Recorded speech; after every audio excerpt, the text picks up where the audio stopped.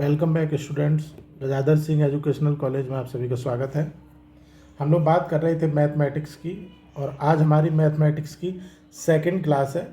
इससे पहली क्लास में हमने मैथमेटिक्स के कुछ बेसिक कॉन्सेप्ट समझ लिए थे, जिनमें कि आपका नंबर यानी कि अंक से संबंधित चीज़ों को हमने समझा था। अंक, डिजिट, हमने पिछले क्लास में डिजिट से संबंधित चीज़ों को समझा था। हमने लास्ट क्लास में रोमन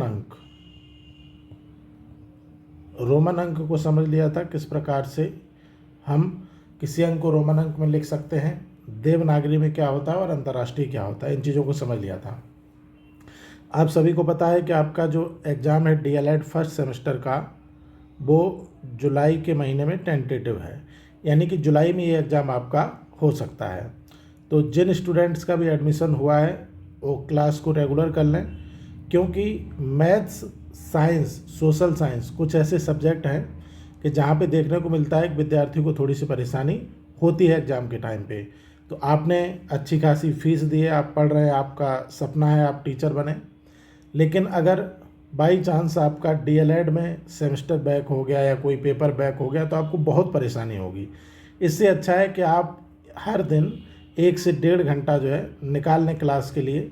हमने आपको टाइम टेबल दे दिया है और टाइम टेबल में आपको देखने के लिए मिलेगा कि हर दिन आपकी 2 से 3 क्लास होंगी। ठीक है, 2 क्लास होंगी तो ये 2 क्लास मान के चलिए आपकी 1.5 से 2 घंटे की क्लास होगी, यानी कि 90 मिनट, 100 मिनट से लेकर के और 120 मिनट तक की आपकी क्लास होगी यहाँ पे डेली। और कभी कभी ऐसा होगा कि आपकी 3 क्लास भी हो सकती है। तो इसको आप देखिए, इसको देखने में कोई आपको अलग से एफर्ट नहीं करना है। सभी के पास एंड्रॉयड मोबाइल फ़ोन है, टैबलेट्स है या फिर लैपटॉप है, आप यूट्यूब चैनल पे जाके आराम से इसको देख सकते हैं। आप बस इतना ध्यान रखिएगा कि अगर आपने अभी क्लास को कर लिया तो डीएलएड पेपर के दौरान भी आपको बहुत अच्छा फील होगा, आपके मार्क्स अच्छे आएंगे। और डीएलएड करने के बाद, चाहे वो सीटेट हो, चाहे वो बिहार का टेट हो और चाहे वो बीपीएससी हो, हर जगह आप जो है बाकी स्टूडेंट से आगे नज़र आएंगे। लेकिन अभी अगर आपने इसमें लापरवाही कर दी कि नहीं हो जाएगा, तो फिर आपको अच्छा फील नहीं होगा, उस समय आप परेशान होंगे और आपका डीएलएड करने का भी कोई विशेष महत्व नहीं रह जाएगा। चलिए, तो पहला जो चैप्टर हमने शुरू किया था उसमें आधी चीज़ों को हमने समझ लिया था, हम उसी को आगे बढ़ाएंगे। पहला जो टॉपिक है आज का वो हमारा है संख्याओं को गिनना एवं पढ़ना। ठीक है, बहुत ही सिंपल चीज़ है, counting and reading of numbers. तो पहले तो नंबर यानी कि संख्या और अंक में थोड़ा सा हम डिफरेंस आपको बताए दे रहे हैं। संख्या और अंक, इसमें डिफरेंस क्या है। हमने अंक के बारे में पढ़ा था, जैसे मान लीजिए 1, 2, 3, 5, 9, ये क्या है, ये आपका डिजिट है। 1, 2, 3 यानी कि एक एक लिखा हुआ है, 1 सिंगल डिजिट, 2 सिंगल डिजिट, 3 ये हो गया। संख्या जैसे हमने लिख दिया 389, ये आपकी क्या हो गई, संख्या हो गई। हमने लिख दिया 271, ये आपकी संख्या हो गई। तो यहाँ पे संख्या और अंक में थोड़ा सा डिफरेंस आप याद रखेंगे। संख्या किसे कहते हैं, तो आपने कहा संख्या अंक को ही मिला के बनती है और अंक डिजिट को हम कहते हैं। ठीक है, अब हुआ क्या होगा कि शुरुआत में मान लीजिए कि हमें अंक के बारे में पता चल गया, डिजिट के बारे में पता चल गया, तो हम किसी चीज़ को जनरली गिनते हैं। छोटा बच्चा जब किसी चीज़ को गिनता है या नेचुरली हम किसी चीज़ को काउंट करते हैं तो हम अपनी अंगुलियों का यूज करते हैं कि नहीं करते हैं। अंगुली में हम देखते हैं, जैसे पहली अंगुली हम अंगूठे पे देखेंगे 1, फिर दूसरा देख लिया अंगुली 2, 3, 4, 5, ये क्या हो गया, एक हाथ की अंगुली हमने गिन लिया, इतना हो गया 5। फिर हम दूसरे हाथ की देखते हैं तो 6, 7, 8, 9, 10 तक हो गया। ठीक है, और अगर हम पैर की भी जोड़ लें तो कितना हो जाएगा, 11, 12, 13, 14, 15, 16, 17, 18, 19, 20। यानी कि हाथ और पैर की अंगुलियों को हम गिनते हैं अगर, तो कितना तक आ जाएगा, तो आपने कहा ये गिनती आपकी 20 तक आएगी। यही बात यहाँ पर लिखी गई, यहाँ पर कुछ और नहीं लिखा गया है।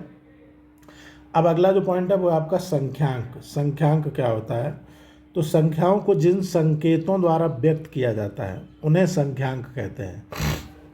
ठीक है, संख्यांक का अर्थ है कि संख्या को लिखने के लिए प्रयुक्त अंक। जैसे देवनागरी, तो देवनागरी में एक यहाँ पर क्या है, ये 1, यही तो संख्यांक है। ठीक है, 2 क्या है, ये संख्यांक है। यानी कि ये अंक किस तरीके से लिखा जाएगा उसी को संख्यांक कहते हैं। तो रोमन में अगर देखा जाए तो ये लिखा हुआ आपका 5, तो रोमन में क्या है, 5 संख्यांक है। अगर अरबी में देखा जाए तो अरबी के ये निशान हैं, इनसे हमको ज़्यादा लेना देना नहीं है। अंतर्राष्ट्रीय इंटरनेशनल में देखा जाए तो 5 का संख्यांक क्या होगा, ये होगा 5 का। 2 का संख्यांक क्या होगा, ये होगा 2 का। 8 का क्या होगा, तो 8 का संख्यांक ये हो गया। ठीक है, तो संख्यांक को थोड़ा सा याद रखिएगा। अभी हम देखेंगे भी कि किस प्रकार के प्रश्न आपके डीएलएड की परीक्षाओं में पूछे जाते हैं। ये सब क्वेश्चन आपके आते हैं डीएलएड में, इसलिए आपको बताया जा रहा है, आप इसको हल्के में ना लीजिएगा। अब यहाँ पे दुनिया भर के जो गणितज्ञ थे, दुनिया भर के जो विद्वान थे, उन्होंने 1 से लेकर के 9 तक का तो अंक पता कर लिया, लेकिन अगर 0 की बात की जाए तो बाद में शून्य का आविष्कार भारतीयों ने किया। ठीक है, अब यहाँ पे क्या है कि आप कमेंट करके हमें बताएंगे कि शून्य का आविष्कार किस भारतीय ने किया। यहाँ पर आपके लिए एक प्रश्न है जिसको आप कमेंट करिएगा, शून्य का आविष्कार, यहाँ पे आविष्कार लिखा हुआ है, खोज कुछ भी, शून्य का आविष्कार किसने किया, ये प्रश्न है और इसको आप कमेंट करके बताइएगा किसने किया। ठीक है, चलिए, तो ये हो गया संख्यांक, आपने देख लिया। अब अगले पॉइंट पर आ जाते हैं हम। देखिए, अब यहाँ पर दिया गया है कि कुछ ये इस प्रणाली का आविष्कार भारतीय विद्वानों ने किया, जो पढ़ने लिखने वाली है। इस प्रणाली की मुख्य विशेषताएं हैं शून्य का आविष्कार, ठीक है, अभी आपको बताया गया, एवं दासमलिक स्थान पद्धति। तो यहाँ पर क्या है, प्राथमिक स्तर, प्राइमरी लेवल पर बच्चों को गिनती आप कैसे सिखाएंगे, उसके बारे में दिया गया है। तो कुछ एक्टिविटी यहाँ पे, हालांकि आपके पेपर में ये आने की संभावना नहीं, लेकिन फिर भी थोड़ा सा हम देख लेते हैं, आपके सिलेबस में है। तो जैसे गतिविधि, एक्टिविटी फर्स्ट है कि बच्चों को आप गिनना कैसे सिखाएंगे, ये आपके लिए नहीं है, बच्चों के लिए है। तो जैसे मान लीजिए यहाँ पर क्या है, ये कुछ पॉइंट बने हुए हैं, ये मान लीजिए कोई फल है, अमरूद है, तो एक अमरूद ये हो गया, दूसरा अमरूद ये हो गया, तीसरा ये, चौथा ये, तो टोटल कितने हैं, तो आपने यहाँ पर पॉइंट बना दिए 1 2 3 4, तो यहाँ पे क्या लिख देंगे 4। ऐसे बच्चे गिनते हैं कि नहीं गिनते। फिर यहाँ पे देखा जाए ये मछली है, तो 1 2 3 4 5, यहाँ पर कुल कितने हैं, तो 5 है, तो इसमें आपको 5 बनाना है, 1 2 3 4 5, कितना हो गया, काउंटिंग 5। अब ये अनार यहाँ पे बना हुआ है, तो 1 2 3, तो यहाँ पे 3 पॉइंट बनाएंगे और यहाँ पे लिख देंगे अनार कितने, 3। कितना सिंपल है, ठीक है, बच्चों के लिए है ये। अब यहाँ पर बराबर संख्या वाले चित्रों को मिलाइए, जैसे यहाँ पे हो गया ये हाथी, तो हाथी को मिला दिया मछली से, ठीक है। अब 2 यहाँ पर ये चिड़िया बनी हुई है, कबूतर, इसको किससे मिलाएंगे, तो यहाँ पे आप देख रहे हैं ये 2 है, ठीक है, इसको इससे मिला देंगे। अब यहाँ पे अगर देखा जाए, ये जो आपका खरगोश बना हुआ है, तो इसको इससे मिला देंगे घास से, क्योंकि यहाँ पर क्या है, 3 है, ठीक है। अब वस्तुओं को गिने और अंक पहचाने, इनको गिनना है बस, कुछ भी नहीं करना है। जैसे यहाँ पर क्या है, ये जो चीज़ें हैं, 1 2 3 4 5, तो ये 5 यहाँ पर लिखा गया है, ठीक है। फिर यहाँ पे देखा जाए, ये जो सितारे 1 2 3 4, तो यहाँ पे 4 लिखा गया है, ठीक है। इस प्रकार से 1 2 है, तो यहाँ 2 लिखा गया है, 1 2 3 4 है, 4, बिल्कुल सिंपल है। अब थोड़ा सा एक आपका कॉन्सेप्ट है स्थानीय मान, प्लेस वैल्यू, ठीक है, तो ये आपके पेपर में खूब आता है और इसको थोड़ा अच्छे से हम लोग समझ लेंगे। जैसे मान लीजिए कोई भी चीज़, कोई भी अंक, कोई भी संख्या हमने यहाँ पे लिख दी, हमने यहाँ पर लिख दिया 3 1 2, ये लिख दिया। अब आपसे इसमें पूछा जाए कि भाई 2 प्रकार की वैल्यू होती है, एक तो होता है फेस वैल्यू, और एक होता है प्लेस वैल्यू, यानी स्थानीय मान। तो कभी कभी फेस वैल्यू भी पूछ लेता है, इसको भी थोड़ा समझ लेंगे। तो यहाँ पे अगर आपसे पूछा जाए कि 2 की फेस वैल्यू कितनी है, 2 की, तो यहाँ पर क्या लिख देंगे, 2 की फेस वैल्यू 2 है। अब कोई पूछे 3 की फेस वैल्यू कितनी है, तो हमने कहा 3 की फेस वैल्यू 3 है। 1 की फेस वैल्यू कितनी है, 1 की 1 है। यानी फेस वैल्यू का मतलब होता है कोई भी संख्या अगर दी गई है और उसमें किसी भी डिजिट का फेस वैल्यू आपसे पूछ रहा है, तो जो डिजिट है वही सेम उसका फेस वैल्यू होगा। जैसे 2 का फेस वैल्यू 2 हो गया, 1 का फेस वैल्यू 1 हो गया, 3 का फेस वैल्यू 3 हो गया, ठीक है। तो ये तो फेस वैल्यू बिल्कुल सिंपल है, जो संख्या दी गई है उसमें जिस डिजिट के बारे में पूछा जाए एज इट इज़ आपको लिख देना, वही उसकी फेस वैल्यू होती है, सिंपल होता है। अब आ जाते हैं प्लेस वैल्यू, यानी कि स्थानीय मान पर। स्थानीय मान कई बार आपकी परीक्षाओं में पूछा गया है, इसलिए इसको थोड़ा सा अच्छे से डिस्कस हम लोग कर लेंगे। प्लेस वैल्यू का मतलब क्या है, जैसे मान लीजिए इसको जब हम लोग गिनते हैं तो इकाई, दहाई, सैकड़ा ऐसे गिन लेते हैं हम लोग क्या करते हैं, हम लोग जब संख्याओं को गिनते हैं बचपन में, तो हम लिख देते हैं इकाई, दहाई, सैकड़ा, इसके आगे होता तो हम कर देते 1000, 10,000, ऐसे गिनते जाते हैं। ठीक है, तो 2 यहाँ पर क्या लिखा है, इकाई के स्थान पर। इकाई का मतलब क्या हुआ, सिंगल डिजिट। तो 2 की प्लेस वैल्यू क्या होगी, अगर 2 की हम प्लेस वैल्यू देखेंगे तो 2 की प्लेस वैल्यू होगी 2 ही। ठीक है, फिर दहाई के स्थान पर 1 लिखा है, तो दहाई का मतलब 10 हो गया, तो 10 की प्लेस वैल्यू क्या होगी, 1 × 10 = 10। फिर सैकड़ा के स्थान पर 3 लिखा हुआ है, तो 3 × 100 = 300। ठीक है, यही इनकी प्लेस वैल्यू होती है। यहाँ पर 2 की प्लेस वैल्यू इकाई के स्थान पर लिखा है, तो आप 2 को एज इट इज लिख देंगे, या फिर कई बार 2 × 1 भी आप लिख सकते हैं, बात वही है। फिर आप दहाई के स्थान पे जाएंगे, दहाई का मतलब 10 होता है, तो 1 को 10 में करेंगे 10। फिर ये सैकड़ा के स्थान पे जाएंगे तो 3 को 100 में करेंगे 300। ये आपकी प्लेस वैल्यू यही होती है। मान लीजिए दूसरा एक और ले लेते हैं एग्जाम्पल। हमने दूसरा कोई एग्जाम्पल लिया यहाँ पर हमने लिख दिया 7413, ये लिख दिया, और हमने कह दिया कि इसमें 4 का स्थानीय मान या सभी संख्याओं का स्थानीय मान बताइए, सभी अंकों का स्थानीय मान बताइए, प्लेस वैल्यू बताइए। ये आपसे हमने प्रश्न कर दिया कि सभी अंकों का प्लेस वैल्यू। तो 3 का ज़रा निकालिए, 3 लिखा है इकाई के स्थान पर, तो 3 × 1 = 3 हो जाएगा। फिर हमने कहा 1 का निकालिए, तो 1 लिखा है दहाई के स्थान पर, तो 1 × 10 = 10 हो जाएगा। फिर हमने कहा 4 का निकालिए, तो 4 लिखा है सैकड़ा के स्थान पर। ठीक है, तो 4 × 100 = 400 हो जाएगा। और फिर हमने कहा 7 का निकालिए, तो 7 लिखा हुआ किसके स्थान पर, 1000 के स्थान पर, सैकड़ा 1000, तो यहाँ पर क्या हो जाएगा, 7 का हो जाएगा 7000। आपसे पूछा 3 का स्थानीय मान क्या होगा, तो 3 होगा, 1 का क्या होगा, 10 होगा, 4 का क्या होगा, 400 होगा, और 7 का क्या होगा, 7000 होगा। उम्मीद है कि आपको समझ में आ रहा होगा। अगर समझ में आ रहा है तो वीडियो को लाइक ज़रूर कर दिया करिए।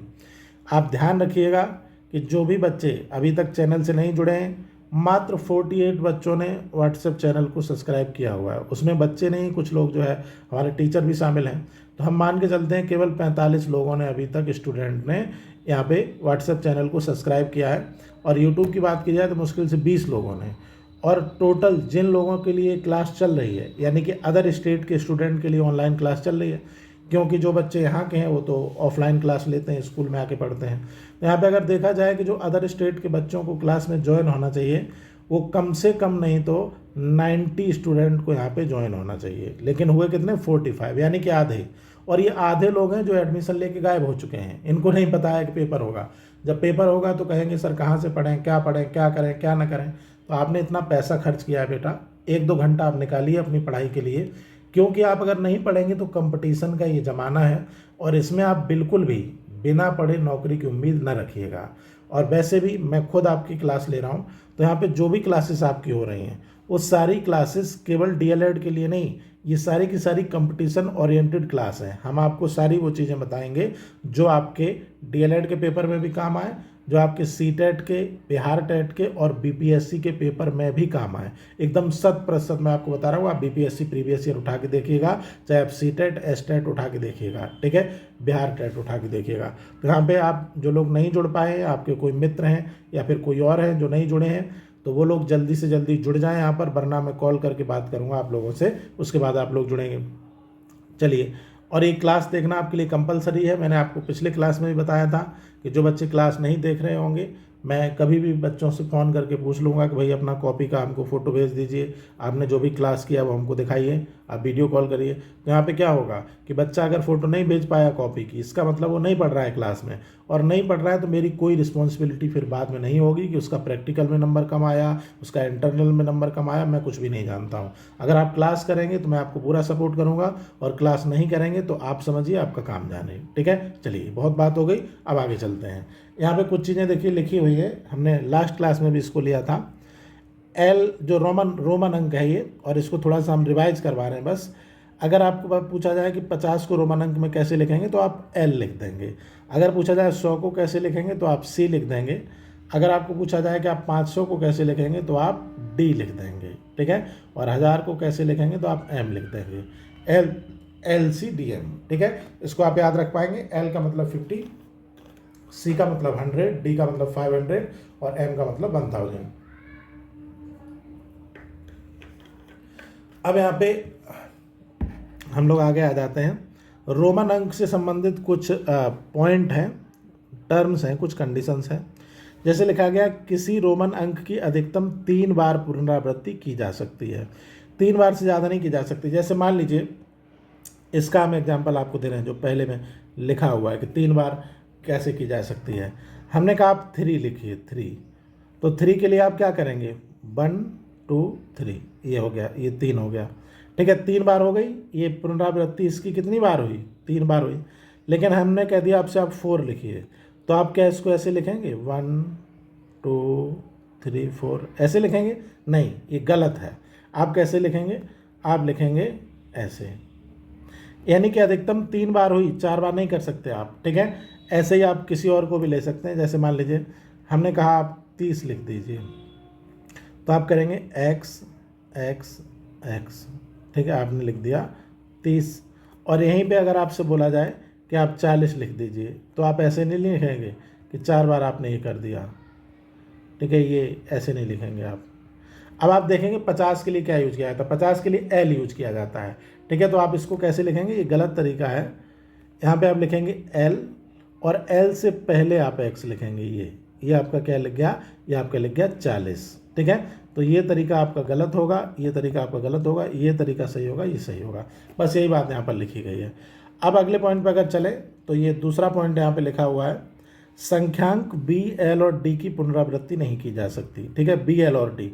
अब देखिए यहाँ पर वी क्या है, वी का मतलब जो होता है आपका, पहले तो हम एल देख लेते हैं। एल का मतलब 50 और डी का मतलब 500, ठीक है। तो कुल मिला के, और बी का मतलब होता है 5, बी का मतलब क्या होता है, बी का मतलब यहाँ पर होता है 5, यानी कि जहाँ भी रोमन अंक में 5 वाला आएगा, बी का मतलब 5, एल का मतलब आपका कितना दिया गया 50, और डी का मतलब दिया गया 500।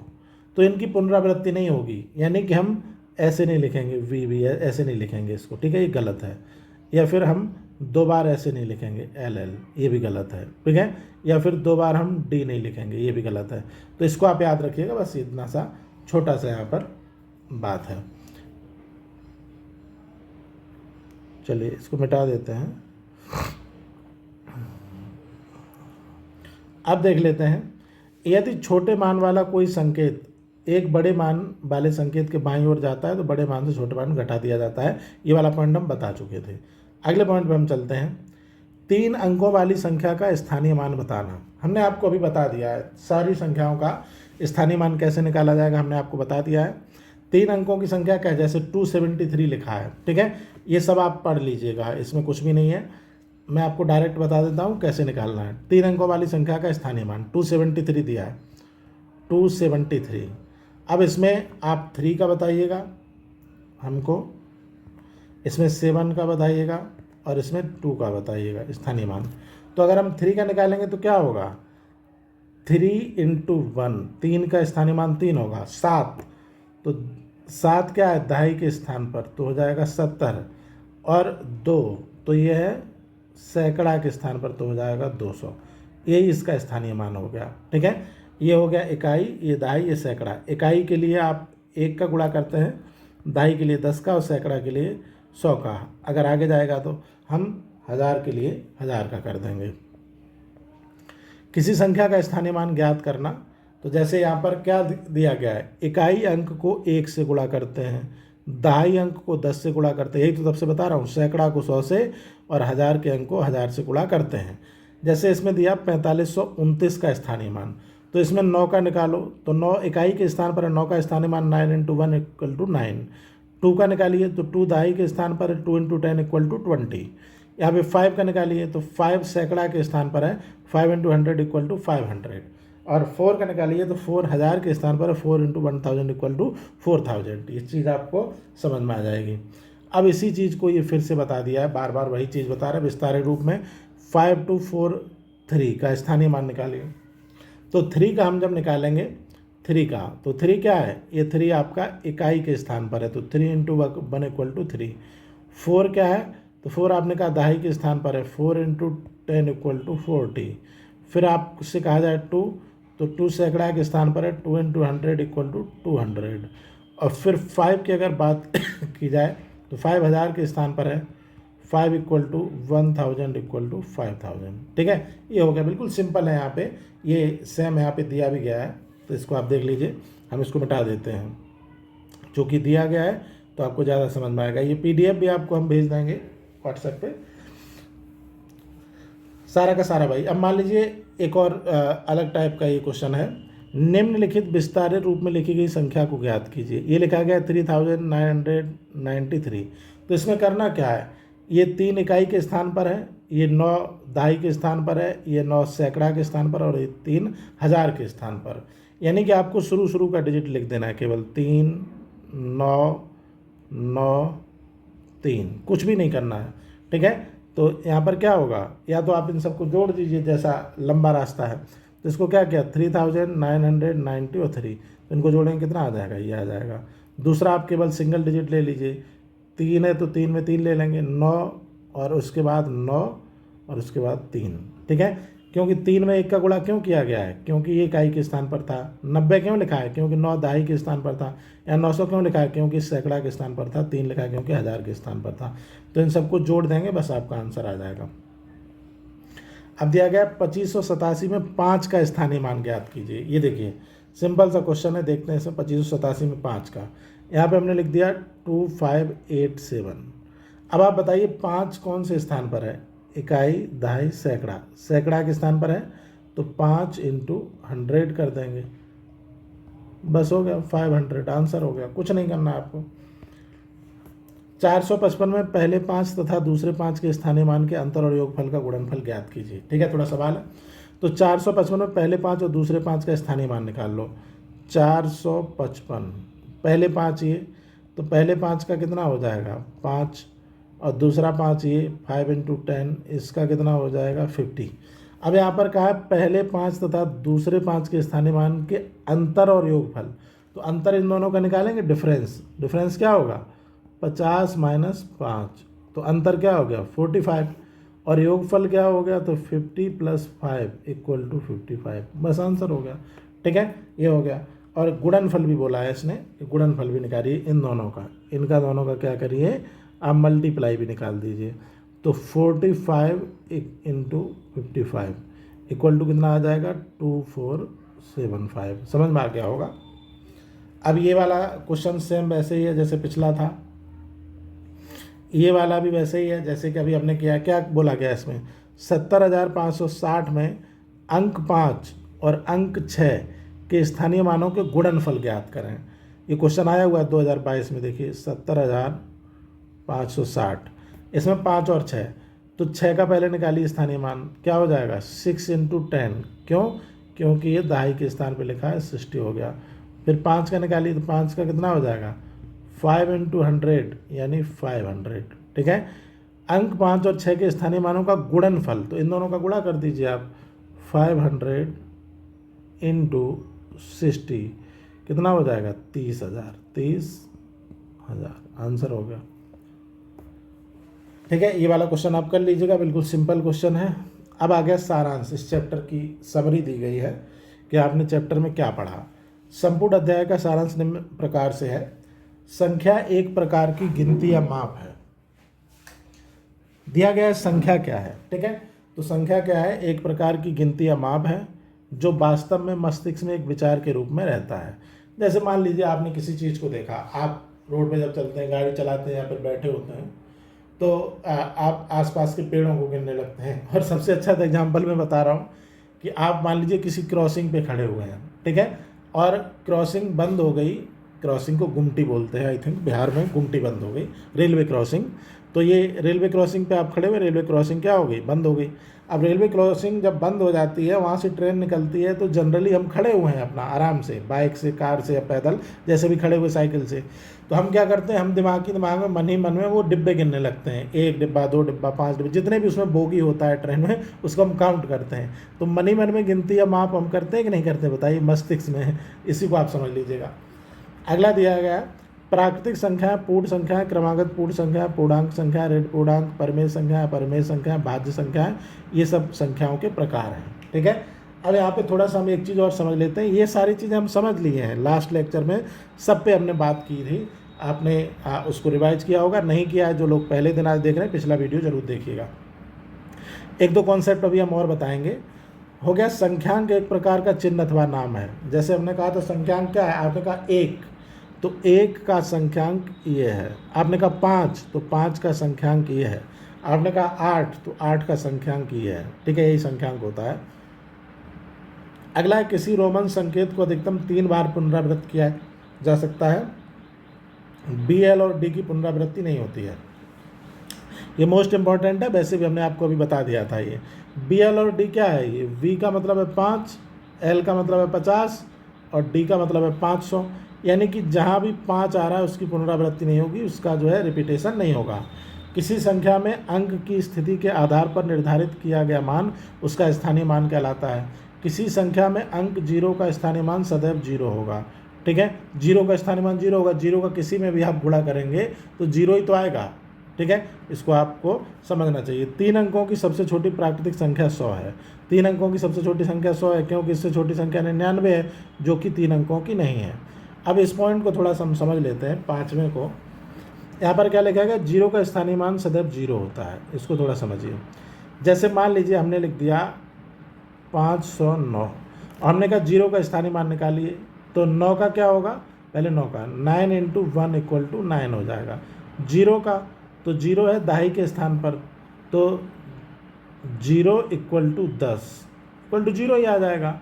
या फिर आप मान लीजिए दूसरी संख्या कोई लिख दें, हमने लिख दिया 6000 या फिर 6,05,000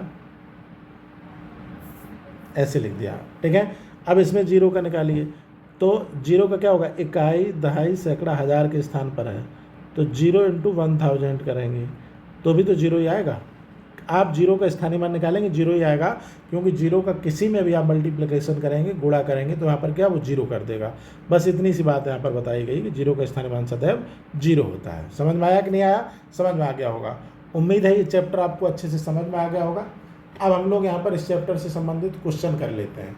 आप याद रखिएगा कि आपको इस चैप्टर को अच्छे से रिवाइज करना है, क्योंकि यहाँ से क्वेश्चन आपके एग्जाम में आएंगे और उस समय आप अगर क्वेश्चन नहीं कर पाए, आपके परसेंटेज कम आए, तो आप खुद जिम्मेदार होंगे, क्योंकि क्लास आपकी रेगुलर चल रही, बेहतरीन तरीके से हम क्लास यहाँ पर करवा रहे हैं ताकि आपके मैक्सिमम मार्क्स यहाँ पर आ जाएं। संख्याओं को लिखने की लिपि है पहला क्वेश्चन।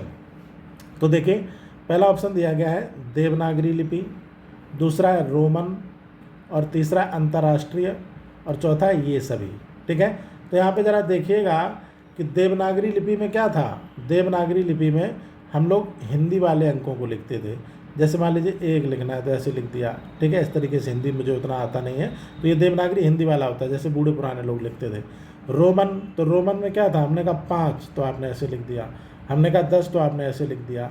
अंतर्राष्ट्रीय, अंतर्राष्ट्रीय हमने कहा 2 तो आपने ऐसे लिख दिया, हमने कहा 4 यानी 4 आपने ऐसे लिख दिया। तो यहाँ पर क्या है कि ये तीनों ही तो हमने देखा था, तो यहाँ पर क्या हो जाएगा, ये सभी हो जाएगा। यहाँ पर आपको हमने लास्ट लेक्चर में ये भी बता दिया था कि मैथ में आपका किस प्रकार का पेपर आता है, उस पेपर में कितने क्वेश्चन आपके ऑब्जेक्टिव टाइप के रहते हैं और कितने क्वेश्चन आपके डिस्क्रिप्टिव टाइप के रहते हैं, कितने क्वेश्चन ऐसे रहेंगे जिसमें आपको लिख के आंसर बताना होगा, और कितने क्वेश्चन ऐसे रहेंगे जिसमें आपको सिर्फ और सिर्फ केवल हाँ या ना में जवाब देना होगा, यानी कि एक ही उसमें से सही होगा। तो ये जो क्वेश्चन है ये उसी टाइप के क्वेश्चन है कि आपको बस इसमें से एक आंसर लिख देना है। जैसे पहला प्रश्न आपसे पूछा गया पेपर में, संख्याओं को लिखने की लिपि है, तो आप कह देंगे ये सभी, बस हो गया। संख्या 0 का रोमन अंक होगा, संख्या 0 का रोमन अंक क्या होगा? तो आप बताइए कि हमने संख्या 0 के बारे में पढ़ा है रोमन अंक में? नहीं, तो इनमें से कोई नहीं हो जाएगा, क्योंकि हमने 50 के बारे में पढ़ा था, हमने 20 के बारे में पढ़ा था, हमने 5 के बारे में पढ़ा था, हमने ये सब पढ़ा था, लेकिन हमने 0 का रोमन अंक के बारे में नहीं पढ़ा था। तो इसलिए क्या हो जाएगा, 0 के रोमन अंक के बारे में हमें कोई जानकारी नहीं है, 0 का कोई रोमन अंक नहीं होता, इसलिए इनमें से कोई नहीं हो जाएगा। अब मैं आपको ये भी बता देता हूँ कि आपके सेमेस्टर में किस प्रकार से पेपर में ये ऑब्जेक्टिव क्वेश्चन आते हैं। तो टोटल क्वेश्चन आपके जो ऑब्जेक्टिव रहेंगे वो 5 रहेंगे। जब आप पेपर देंगे तो इस टाइप के जो क्वेश्चन होंगे जिसमें एक ऑप्शन सही होगा, ये 5 क्वेश्चन होंगे। और ये क्वेश्चन सबसे आसान होते हैं, आप 5 के 5 करेंगे तो आपको सबसे अच्छी इसमें बात क्या है कि ये जो इस टाइप के क्वेश्चन होते हैं ऑब्जेक्टिव वाले, जिसमें एक सही है, केवल उसी को लिख देना है, इसमें कोई नंबर कट नहीं कर सकता। एक क्वेश्चन 1 नंबर का है तो आपको 1 नंबर मिलेगा ही मिलेगा, क्योंकि वहाँ पर कट कैसे करेगा वो।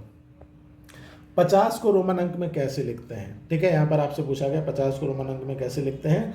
तो आपने 50 को क्या देखा था, x देखा था, तो आपने कहा x तो 10 है, v देखा था, v तो 5 है, और यहाँ पर अगर d की बात की जाए तो d आपका क्या है, ये आपका 500 है, तो 50 को लिखेंगे l, ठीक है, ये आपका सही हो गया।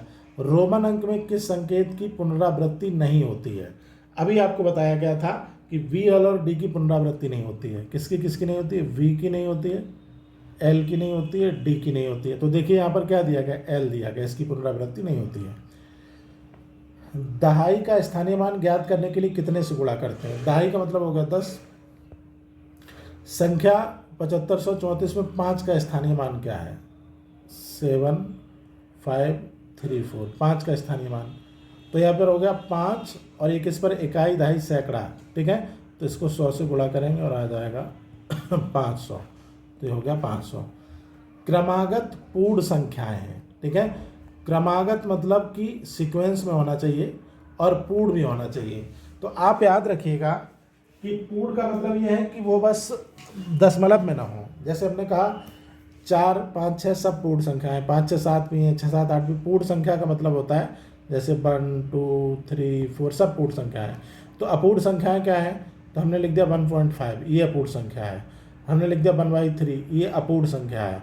हमने लिख दिया 4/6, ये अपूर्ण संख्या है। ये क्या संख्याएं होती हैं, ये होती हैं अपूर्ण संख्याएं, ठीक है। और पूर्ण क्या है जो लिखेंगे, तो ये सभी हो जाएगा, क्योंकि क्रमागत 4, 5, 6 क्रम से, 4 के बाद 5 फिर 6 आता है, 5, 6, 7 ये भी क्रम से है, 6, 7, 8 ये भी क्रम से, तो ये सभी हो जाएगा 8वां क्वेश्चन का आंसर। अगला देखिए, निम्नलिखित में से कौन अपरिमेय संख्या नहीं है। परमेय संख्या क्या बोला गया था आपको परमेय संख्या बोला गया था कि ऐसी कोई भी संख्या जिसको हम p/q के फॉर्म में लिखेंगे वो आपकी परमेय संख्या आ जाएगी। ऐसी कोई भी संख्या जिसको हम p/q के फॉर्म में लिख देंगे वो परमेय होगी, वो आपकी रैशनल नंबर होगी p/q। तो यहाँ पे देखिए p/q के फॉर्म में क्या लिखा गया 1/2, तो यही अपरिमेय संख्या नहीं, ये कैसी संख्या है, ये है परिमेय, ये आपकी परिमेय संख्या है, ठीक है। और बाकी सब अपरिमेय, रूट में 5, कोई भी ऐसी संख्या जो रूट में लिखी गई है और जिसका परफेक्ट रूट नहीं निकलेगा वो अपरिमेय में चली जाएगी। प्रथम क्रमागत 3 अभाज्य संख्याओं में से नहीं है। प्रथम क्रमागत 3 अभाज्य संख्या है, ठीक है, 3 अभाज्य संख्या है। तो अभाज्य का मतलब क्या होता है, ऐसी संख्या जिसमें किसी का भाग न जाए, उसी संख्या को हम क्या कहते हैं, अभाज्य संख्या कहते हैं। तो बताइए 3 में किसी का भाग जाएगा नहीं, तो 3 क्या हो जाएगा, अभाज्य संख्या हो जाएगा, ये तो सही है। 5 में किसी का भाग जाएगा नहीं, ये भी अभाज्य संख्या हो जाएगा। 2 में किसी का भाग जाएगा, तो आप कहेंगे 2 में भी किसी का नहीं भाग जाएगा। 2 में किसका भाग जाएगा बताइए, 1 का जाएगा, तो 1 से थोड़ी मतलब 1 का तो 3 में भी चला जाएगा, 1 का तो 5 में भी चला जाएगा, तो 2 भी हो जाएगा। तो यहाँ पर जो सही आंसर है वो आपका डी है, और बाकी सब क्या है, बाकी सब गलत आंसर है। संख्या 70,560 में अंक 5 और 6 के स्थानीय मानों का गुणनफल क्या होगा। 5 और 6, तो इसको हम फिर से कर लेते हैं क्वेश्चन को। 70,560, 5 और 6 का स्थानीय मान निकालिए, तो 6 का स्थानीय मान हो जाएगा 60 और 5 का स्थानीय मान हो जाएगा 500, और इसका आंसर आ जाएगा 30,000, ठीक है, ये वाला सी, 11 का सी हो गया। तो ये तो प्रीवियस ईयर क्वेश्चन हो गए आपके। इस तरह के 5 क्वेश्चन आपके पेपर में आने वाले हैं कि जिसमें आपको प्रश्न दिया रहेगा और उसमें 4 ऑप्शन होंगे, जिसमें से एक सही होगा। 5 क्वेश्चन आपके पेपर में आएंगे, 5 नंबर आपके पक्के होंगे। याद रखिएगा, अगर आपने मैथ की क्लास 15 दिन भी कर ली तो मैथ में 25 में से आराम से आप 20-22 क्वेश्चन कर पाएंगे और आपका अच्छा परसेंटेज बनेगा, आगे भी काम आएगा। 5 क्वेश्चन इस टाइप के आते हैं। अब अगला देखते हैं, अगले क्वेश्चन दिए गए अति लघु उत्तरीय प्रश्न, ठीक है, शॉर्ट वाले क्वेश्चन है ये, अति लघु उत्तरीय, वेरी शॉर्ट। वेरी शॉर्ट में क्या होता है कि इनका आंसर 1-2 लाइन में लिखना है भाई, ठीक है। जैसे संख्या का अर्थ समझाइए, संख्या क्या है, तो आप बताएंगे कि भाई किसी भी चीज़ को गिनने के लिए हम जिसका प्रयोग करते हैं वो संख्या है, ठीक है। और संख्या को हम अंक से मिला के बनाते हैं। जैसे हमने कहा कि संख्या का एग्जाम्पल दिया आपने 5 to 9, तो यहाँ पर 5 to 9 को किससे मिला के बनाया गया है? 5 अंक, 2 अंक और 9 अंक, ठीक है। तो इसको 1-2 लाइन में आंसर लिखना होता है। ये आपके अति लघुत्तरीय प्रश्न होते हैं। पूर्ण संख्या किसे कहते हैं? तो आपने कहा ऐसी संख्या जो पूरे में लिखा हो, जैसे 5 हो गया, जैसे 7 हो गया, जैसे 6 हो गया, यानी कि जिसका फ्रैक्शन ना हो। ऐसी संख्या जिसका फ्रैक्शन ना हो, जिसको पूरा पूरा लिखा गया, वही पूर्ण संख्या होती है, ठीक है। अगला दिया गया है 4 अंकों की सबसे बड़ी संख्या और 3 अंकों की सबसे छोटी संख्या के योगफल निकालिए। तो आपको बस एक लाइन में इसका आंसर लिख देना। 4 अंकों की सबसे बड़ी संख्या कौन सी होगी बताइए? तो 9,999, 4 अंकों की सबसे बड़ी संख्या। और 3 अंकों की सबसे छोटी संख्या होगी 100, ठीक है। और इसका योगफल निकालने के लिए उसने बोला है, तो आप निकाल दीजिए, इसको जोड़ दीजिए, क्या प्रॉब्लम है? 9,999 प्लस 100 जोड़िए। जोड़ के मैं दिखा देता हूँ, वरना कुछ लोग जो है बुरा मान जाएंगे। 99010, बस ये आंसर हो गया। इतना सिंपल सा क्वेश्चन है, बस इतना ही आपको लिख देना है। ये शॉर्ट क्वेश्चन होते हैं, इनका आंसर 1-2 लाइन में लिखना होता है। पूर्णांक संख्याएं क्या होती हैं? पूर्ण और पूर्णांक एक ही तो है, ठीक है। उदाहरण से समझाइए। जो पूर्ण संख्या वही पूर्णांक संख्या है। 4 अंकों की सबसे बड़ी प्राकृतिक संख्या और सबसे छोटी प्राकृतिक संख्या का अंतर बताइए। तो 4 अंकों की सबसे बड़ी संख्या और 3 अंकों की सबसे छोटी संख्या। 4 अंकों की सबसे बड़ी, सबसे छोटी, तो 4 अंकों की सबसे बड़ी क्या हो जाएगी? 9,999, और सबसे छोटी क्या हो जाएगी? 1,000। बस इसी को माइनस कर दीजिए, आंसर आ जाएगा। 5266 में प्रत्येक अंक का स्थानीय मान निकालिए। हमने सिखा दिया, इसको निकालिएगा। 4 अंकों की सबसे बड़ी तथा सबसे छोटी संख्या लिखिए। बताइए, यही लिख तो दिया, यही तो लिखा है। 3 अंकों की सबसे छोटी प्राकृतिक संख्या लिखिए। 3 अंकों की सबसे छोटी हो गई 100। 3 अंकों की सबसे बड़ी संख्या का उत्तरवर्ती संख्या लिखिए। तो 3 अंकों की सबसे बड़ी संख्या हो गई 999, उत्तरवर्ती में 1 जोड़ देते हैं, 1000 हो जाएगा, ठीक है। इसका आंसर कैसे लिखना है? जैसे मान लीजिए ये आया, 3 अंकों की सबसे छोटी प्राकृतिक संख्या लिखिए। तो आप लिखेंगे 3 अंकों की सबसे छोटी प्राकृतिक संख्या 100 है, बस हो गया, ठीक है। ये एक लाइन में आंसर हो गया। 3 अंकों की सबसे बड़ी संख्या की उत्तरवर्ती लिखिए। तो 3 अंकों की सबसे बड़ी संख्या की उत्तरवर्ती संख्या 1000 है, और नीचे उसमें लिख दीजिएगा 999 प्लस 1 1000। अब आया लघु उत्तरीय प्रश्न, जो आपके ये वेरी शॉर्ट क्वेश्चन है। इनकी संख्या कितनी रहेगी, इसको भी आप देख लीजिए। तो वेरी शॉर्ट जो क्वेश्चन होते हैं उनकी संख्या रहती है 6। इस टाइप के जो क्वेश्चन आपके पेपर में होंगे 6 रहेंगे।